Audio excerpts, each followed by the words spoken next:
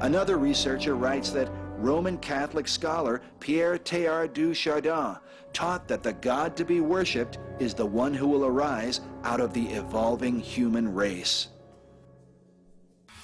Surely man's desire echoes Lucifer's proud boast. The book of Isaiah says of him, "How art thou fallen from heaven, O Lucifer, son of the morning? For thou hast said in thine heart, I will ascend into heaven. I will exalt my throne above the stars of God. I will ascend above the heights of the clouds. I will be like the Most High." I will, I will, I will. You know, this guy's an egomaniac, self-deceived egomaniac. I think he really thinks he's going to win the battle with God.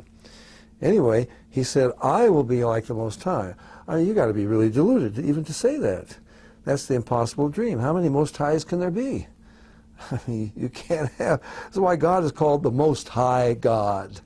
Okay? Now, there are a lot of other pretender gods, but he says to them, Jeremiah 10, verses 10 and 11, I'm the true God that created this universe.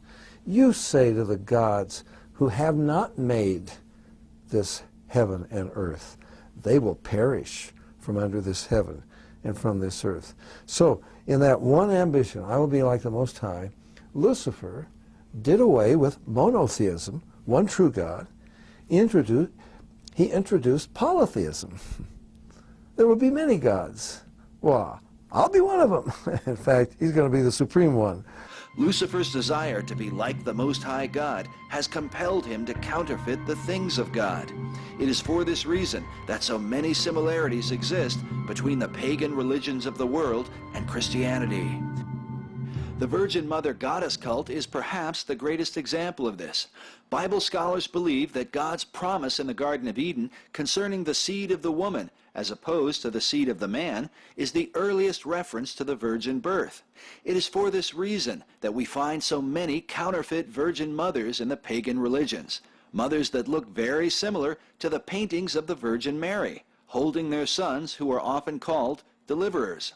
In paganism, one of the titles given to the Mother Goddess figures is the Queen of Heaven, a title that Rome has also given to the Catholic Virgin Mary. But in the Bible, Mary was never called a queen, and nobody ever prayed to her. In fact, in the book of Jeremiah, God specifically condemns prayers and offerings to the so-called Queen of Heaven. This confusion has caused some New Agers to suggest that Christianity is based upon pagan doctrines. New Age writer David Icke writes that Jesus was born to a virgin, but so was Krishna, Buddha, Lao Tse, Confucius, Horus, Ra, Zoroaster, Prometheus, Perseus, Apollo, Mercury, Baldur, Quetzalcoatl, and far too many others to mention. But what Icke and New Agers fail to realize is that Satan has for centuries been counterfeiting the promise of God concerning a deliverer, something that God promised in the Garden of Eden when he spoke of the seed of the woman that would bruise the head of the serpent.